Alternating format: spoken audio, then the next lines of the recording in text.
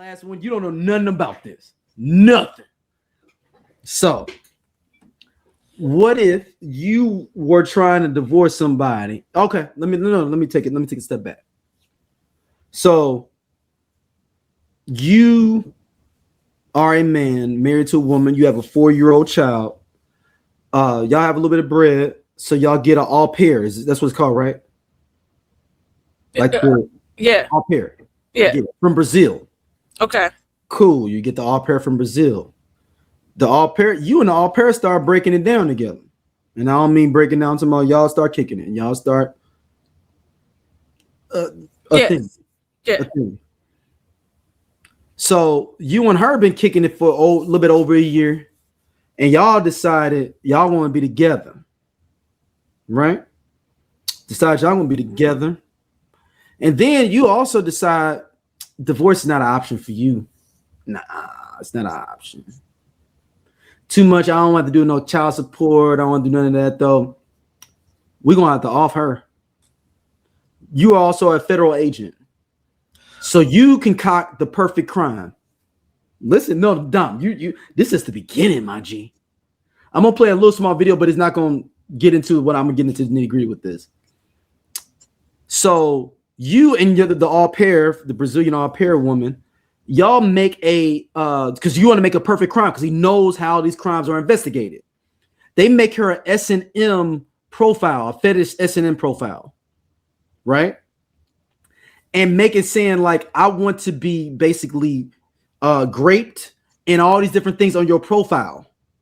And anyone that's saying they want to meet you ahead of time, you X them out. I only want our first encounter to be in person, right? So one person that did respond that they would say like, well, at least got to hear you on the phone. Like, we ain't got to FaceTime. I want you here on the phone. So the au pair calls him and talks on the phone. Like, yeah, I just want you to come to the crib on Wednesday the 8th at 10 in the morning. So the au pair leaves with the 4-year-old. The other man leaves from there. They leave the door open. She said, I'm gonna leave the door open. Just come up to the room and do what you got to do. And I want you to come in with a knife and act like you taking it from me. So he comes in. They take her phone, put it all the way in the basement, so she can't get no calls, no alarm, no nothing. So he comes up in the room, like, hey, because he's thinking he's talked about this. This is a thing of fantasy. Comes in, she's screaming. The au pair calls him and actually says on the phone, I think someone's in the house, so that it can be recorded, that it can be shown with that she didn't came back. He comes in, the dude is like, okay, he's kind of confused. He's holding a knife because that's been instructed from the dude for this cosplay situation. He comes in, the husband shoots the dude twice, kills him, takes the knife, goes over his wife, and then gives her the business. She's gone now. Puts the knife back in his hand. Because they wait, clean him off, get him straight from everything that's going on with that. Then they call the police. Nobody knew what happened though for like a year and a half, 2 years. So I'm now gonna play a little bit of his court stuff though, real quick. Northern Virginia courtroom prosecutors made a chilling allegation Tuesday, telling a jury that a man plotted his wife's murder with the help of his mistress, the family's then 22-year-old live-in babysitter from Brazil. That's today the Brendan Banfield trial began, and his au pair was the first witness against him. CBS's Jerica Duncan details this disturbing case. Brendan Banfield, the man seated behind me, killed his wife, Christine Banfield, and another man named Joseph Bryan. That was the prosecution's blunt opening as the murder trial of Brendan Banfield began Tuesday in Fairfax County, Virginia. The 40-year-old sat stone-faced in court as prosecutors say he and his au pair plotted for weeks to come up with an elaborate plan to get rid of his wife, Christine. By the fall of 2022, they were fully in love, planning their future. On a trip to New York, Brendan revealed his desire to get rid of Christine.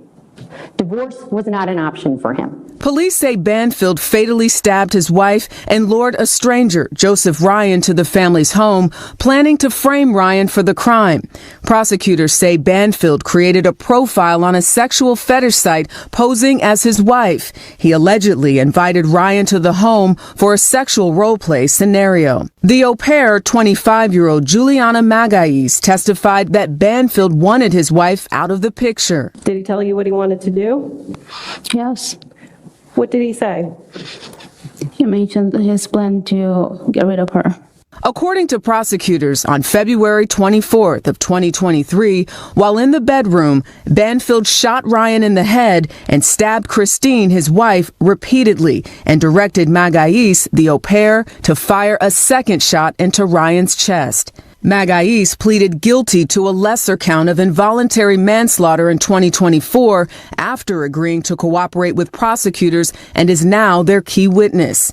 In the defense's opening statements, they disputed the prosecution's allegations. Digital forensics doesn't lie. People lie.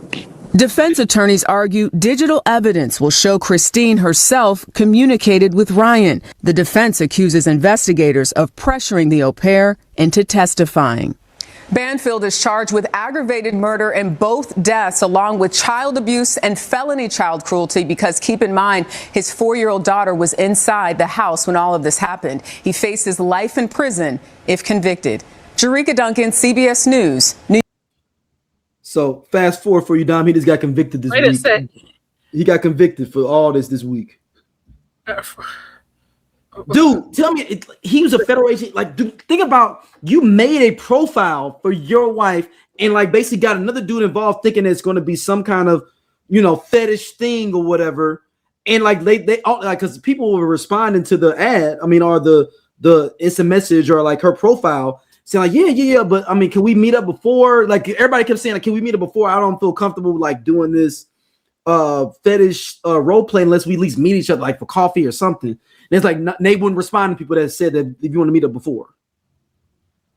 That dude was the only one that was like, yeah, I just need to talk to you on the phone.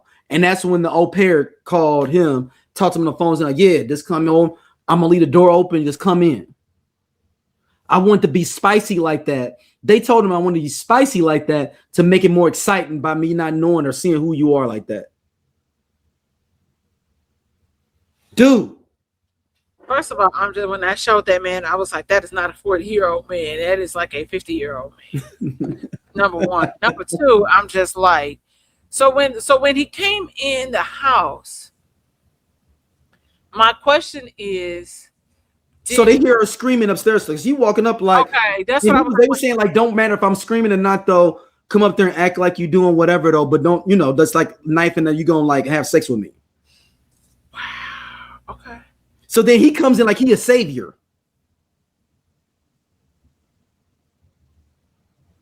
and then shoots him.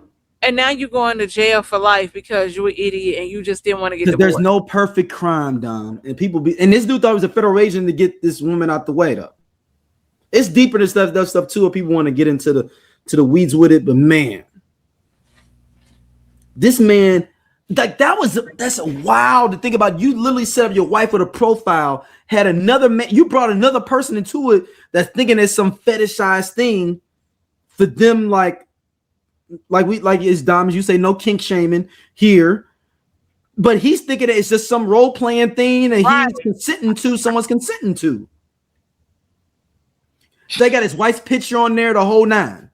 So he walk in, it's the girl in the profile. I just talked to her on the phone. Do y'all understand why women will always choose the bear? This is another example of that, because this is crazy. This is crazy.